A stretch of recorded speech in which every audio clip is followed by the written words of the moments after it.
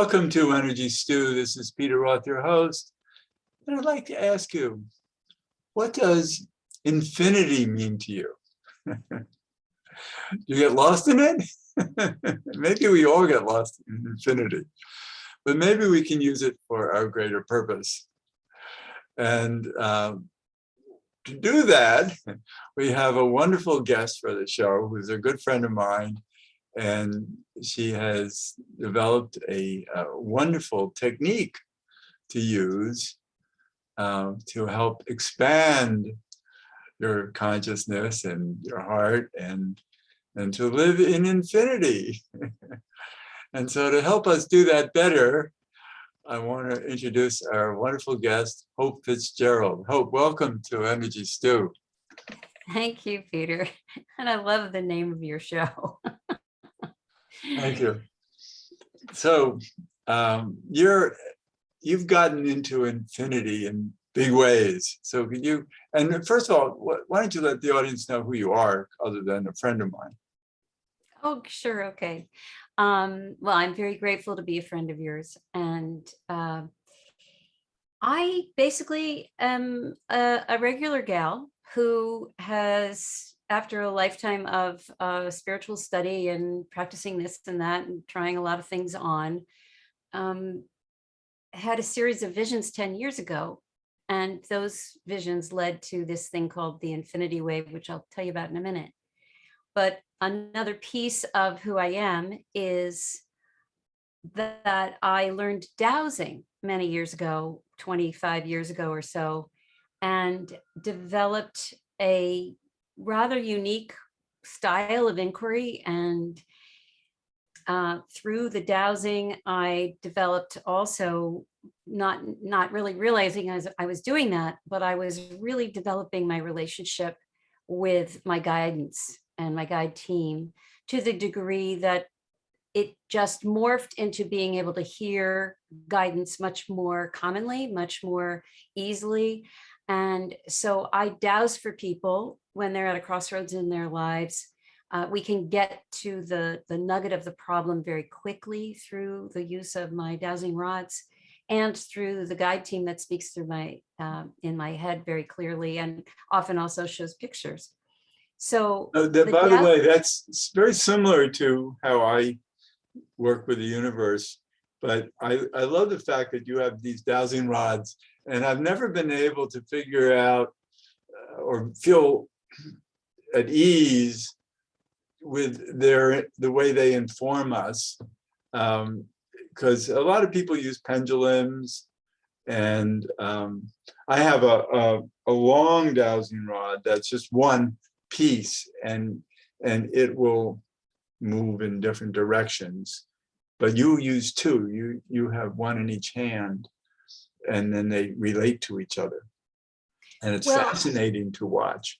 It's interesting because there are so many dowsing tools, which I never knew until I went to my first dowsing conference, which has been going on for decades. Yeah, these are huge conferences with thousands of people. Yeah, I had no idea. I thought it was all by myself. Anyway, I went to this, and I always say it was like walking into Hogwarts. There were so many toys and gadgets and things that you could use for dowsing, and it really blew my mind. But I've been using the rods, and you can use dowsing for so many things. Obviously, when you're out in the field, if you're looking for water or oil or whatever you're looking for, out energy lines in the ground, the two rods are very helpful. But you can also use one to get you started in the right direction. So you kind of trade off, what's useful in the moment. The reason why I prefer rods over a pendulum for what I do is that they are much faster and they're more nuanced for me than the pendulum. I use the pendulum for other things, for clearing energy, for healing work, for other kinds of questions, but the rods are very specific. I've watched you use them. Yeah, I'm fascinated how nuanced they are for you. They are, and this is, I always encourage people, get yourself a pair of rods and just start. just start playing around with low risk, questions like, should I go to the grocery store today? Like that kind of thing. Is it in my highest good? And anyway, they are extremely informative. And for me, if I didn't have the rods, I would still hear what I hear and I think get the direction that I do. Yeah. I like them because they're a way of checking up on me. Like in case I got it wrong or I was a little off base, the rods will let me know. I love that. Yeah. And I use fingers actually. They're my rods and my Yeah, hands, and they feel energy and they know, what right. the rods can tell us. And I find that when I want to speak with the universe, I just need to just touch my hands to each other, or sometimes just touch a hand to something else, my leg or whatever, and all of a sudden, it switches on the alpha brainwave and the theta brainwave, and switches them on, and all of a sudden, I hear things, Yeah, and yeah. and so we all have our conditioning to where we're more comfortable, where we know we're grounded. I think we find a tool that speaks to us. And, some people use cards, some people use I Ching, and lots of people use lots of things. I use lots of things, but the rods are my go-to, especially when I'm interpreting for somebody else, Oh, it's great. because I have found them to be incredibly accurate. In fact, just a couple of weeks ago, I saw somebody I hadn't seen in a very long time, like 3 years. And apparently 3 years ago, and I didn't remember doing this, I had pulled my rods out. I I don't just walk around pulling my rods out for everybody, but he had a big question about his retirement. And so I thought, well, I've got the rods, I might as well, help him out with this if it's helpful. And so I dowsed for him the date that would be in his highest good to retire. So I saw him again, about a month ago, and he said, "Oh, guess what?" He goes, to the day, 3 years later is when I retired. Wow. He said, I didn't remember it until the day. And then I went, oh my gosh, that's exactly when, It's she said, crazy how, because I don't really like to predict the future that precisely. I 'cause- don't either. and yet many times I've suggested things to people and they come back to me later and oh my gosh, but it's not like I bank on having that kind of exact information for anybody. No, me neither. And I'll tell you, it's actually a very important distinction to make, because I don't ask, we're not fortune tellers, and Right, exactly. right? So, but what I can do is I can ask what is in the highest physical, mental, emotional, and spiritual good for someone.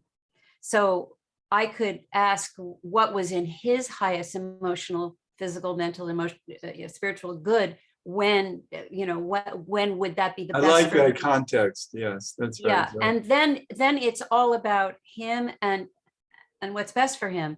It's not, and so he has free will. In other words, this is not in stone. And we also know that life is so dynamic; it's changing all the time. So, what many times, if I am looking at a future event, travel dates, for instance, like I always, when I would take groups around Yeah, the look at world. what's good or what energy is good or bad about different dates, and et cetera. Well, that's not exactly how I do it, but for instance, every year I would take a group to a place in the world that has sacred significance, let's say. And I would always douse in the fall. If it's in my highest good to take a group in the next year, yes. If so, where should we go? And I go the whole world around, and till No, we I get love the way you use that, to decipher, and I do that as well, using my tools, and it's wonderful because the answers are there.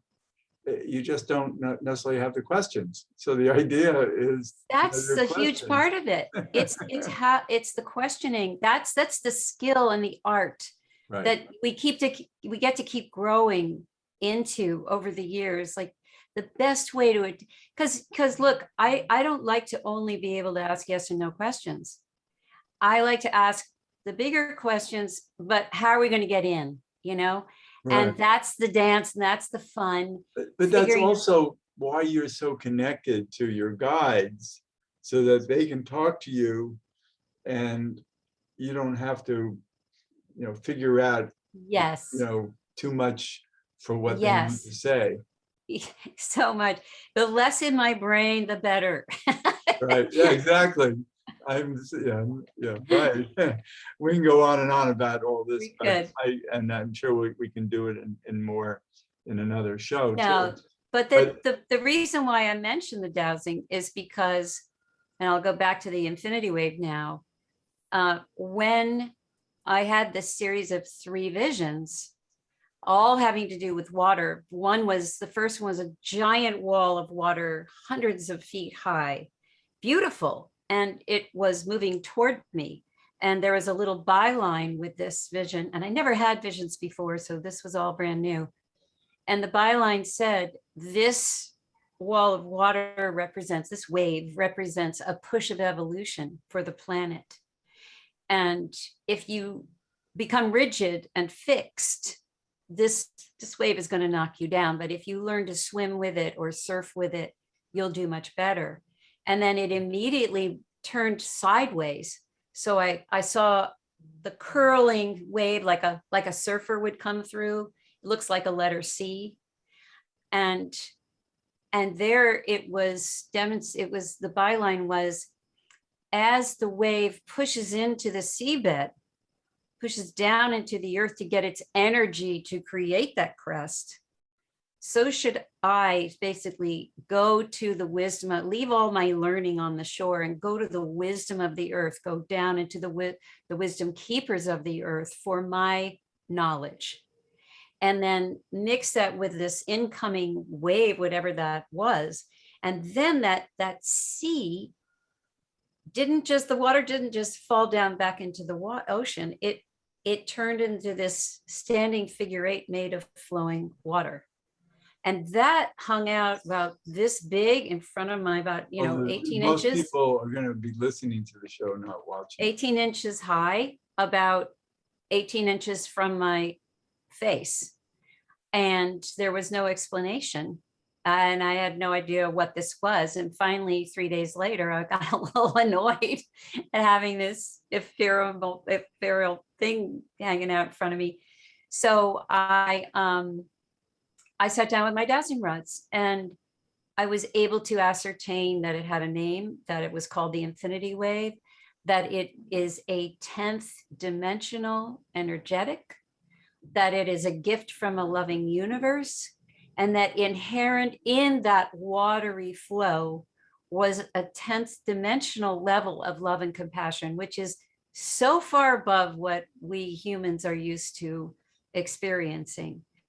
But the idea was that this flow of love and compassion, when we engage it in our lives, when we invite it in, immediately structures our bodies, our water in us. It structures it just with the idea of this design and the movement of this design, and raises our frequency to a higher level, which is really what we need, because we know we can't fix a problem from within the same criteria that we're in. We need new information. We need new accessibility to co-creation. So the infinity wave really buoys oneself, lifts oneself a little bit or a lot out of 3D, so that we can get a better perspective. And we can then, our fields stay in flow. I mean, when we're in flow, we know life is much better for us. So what we need to do is to know how to invoke this infinity wave, and I know that you do meditations for it, and it's wonderful. I went through one of your meditations I saw on video, and it felt really good in that. So obviously, this is a very sacred geometry that that supports our, let's call it, eternal life. It's infinity, and then how we use it. I love the description of how you had it vertically in front of you, and etc. And it's really nice to picture it that way. But you also, in meditations, you give instructions about how to include it into your heart chakra. Yeah. And so placing it in different places, I think, is important. Well, there are 1,000,001 uses of the infinity wave. I haven't learned them all. So the guides came in and told me to start teaching this. Of course, I was terrified and didn't want to do it, but I eventually did do it because I don't really say no to guidance. And I didn't know what I was going to teach, because what is this thing? I don't know, and so they started to give me practices that I would use a sound bowl and I would play them and I would speak these practices. At the time, I would receive the practices in advance and type them out. Now, of course, they come without any of that. They're spontaneous. But what I noticed, they said to make 3 weekends be the workshop, so 1 weekend a month. And at the end of that 3-month period, there were 9 practices. And when I looked back, I could see the progression and the brilliant progression of each one, and how they led to a leap of evolution for the participants in this workshop. I mean, literally, and it wasn't efforting at all. It's much more about inviting and reception and all of that. But the ways to use the wave started to come bursting forth. And one of the things, there's no wrong way, no perfect right way. It's free flowing. It's a conscious energy. So basically, it can be any size. It can be teeny weeny. You can use it for pain somewhere. You can make it gigantic. You can stretch up to infinity. You can go down into the center of the earth. You can use it between people. Can it be fat or skinny, or is it always? It can be anything. Wow. And what I like to say is, I learned along the way. I start to use, so here's, if you can see it. No, well, Watermelon. no, the audience is mostly. Oh yeah, they can't see it. So I used to picture it as this blue, pretty, figure 8 made of water because of blue. But people would call me and say, oh, please send a wave for this situation or that situation. Of course, you can send it. It's a quantum energy. So you can just imagine it in a room or with a person or whatever. And what I started to notice was when I would envision somebody with the wave, all of a sudden there were 3 infinities dancing around them and they were orange. And I went, oh, well, I guess that's what that person needs today. So there's no set thing. I love that. The wave will show the user how it wishes to be used. Well, let me pass something by you, because in the middle of the night last night, I got a download about using the infinity wave. And it was like, oh, okay, what do you have to offer? And they said, all right, so you take the infinity wave horizontal, and then you take a second wave and you put it through vertically. And then you spin them both counterclockwise. And I said, well, that's great. So what is it good for? And what came up, the only thing that they said it was good for, and I was surprised to hear it because it's been a subject of my radio shows recently, is animal communication. So if you use the infinity wave like that and spin it counterclockwise, each one in their own direction, because it's vertical and horizontal, then and they said if you do it about 10 minutes a day, And, after a week or two, you'll likely experience some pretty interesting animal communication. And who knows, maybe it's not for everybody. Maybe it's just for people who are born to be animal communicators, and this will advance them or not. But I thought that was cool. That is cool. And then, thank you. And then they also showed me that if you put it in your cerebral spinal fluid, now it would be narrow, and you spun the top part of it clockwise and the bottom part of it counterclockwise, it would help your spine. So, I mean, these are like, I don't know. I had no idea. This is what they were telling me. And I said, well, I guess we'll ask Hope tomorrow and see what she thinks about this. Listen, that's what I'm talking about. The wave was presented to you as a way that makes sense to you and might be useful to you. And that could be unique to you, or it could be for everybody. And I'm glad you're sharing it, because it might, there might be a listener who goes, oh yeah. Yeah, it was really out of the blue, and it was the universe needing to talk to me. So, and I, certainly they knew I was going to be talking with you today.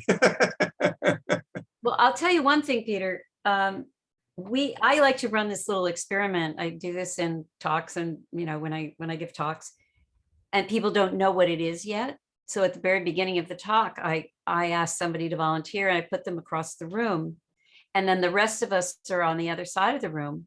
And I time for 30 seconds. And these are people who don't know what it is yet. I just say, just imagine there's a watery figure 8 between your heart and that person across the room. First, I douse the person's field and I see how big it is. 3 feet, usually 5, maybe 6 feet. 30 seconds of people just in their mind sending this figure 8 in with water. Remember, this is what sets it apart from just being an infinity sign. And 30 seconds later, I douse that person's field, and it is absolutely 100% every time 3 times the size. I love that. It was 30 seconds before. Yeah. So it's got to have some validity. It is measurable, at least with my dowsing. It's going to benefit a person, and especially if we share it. So, driving in the car, you're stuck in traffic, you're starting to get irritated. You just put yourself in a wave, and then you can send a wave out to the traffic and things starts to flow. I love this. It feels so right. It feels so good. And I love the water nature of it. And picturing water, because I think water is powerful. And in this form, it feels great. It does feel good. And I also think, one of the many lessons that's come out of this is my real mission is to help people go direct to source. And the wave has been a wonderful tool for that. Right. In a way that actually adds to animal communication, because that's source is the implicate reality that because our minds are in the explicate, and the implicate is the universal computer. And so we want access to that computer, and this wave sounds like it's an incredible geometric tool to bring us into that universal computer. It is, and let's not forget the love and compassion, because most of us will not sit down and give ourselves a whole lot of love and compassion on a regular basis. We tend to not do that. But this wave feels so loving. Well, it is. That's what I'm saying. I'm saying it's inherent in the water. Yes. This is what sets it apart. It's not only the geometry, it's the water essence of 10th dimensional love and compassion. It's so pure. It's beyond our senses usually. And so if we just spend 5 minutes a day, which is not very much, putting a wave around the top of our head and down under our feet, or wherever we're sitting from the sacrum up, or across the heart, like you said, that's the practice called widening the heart. We, in just by doing 5 minutes, we are giving ourselves a bath of love and compassion without any effort, without trying to push an emotion. It's just in the water. It's I just love there. it. We're getting to the end of the show. This is so great talking with you about this. I'm very inspired. How can people reach you? Well, I have a website. It's we-infinity.com. That's we-infinity.com. And I have an email that's info@weinfinity.com. That's the best way to get in touch and check out the many offerings on my website. I do have some very inexpensive meditations that people can buy to get a sense of this. And then I do the Monday night meditations for free. I'm happy to do them.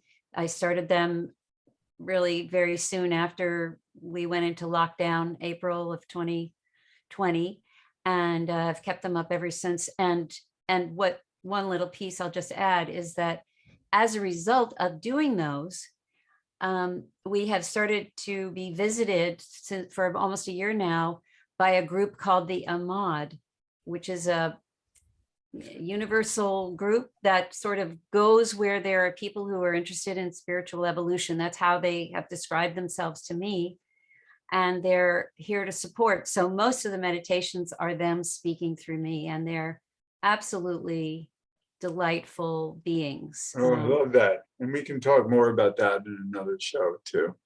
So thank you so much. I love talking with you. I'm so happy Great, about your Peter. work.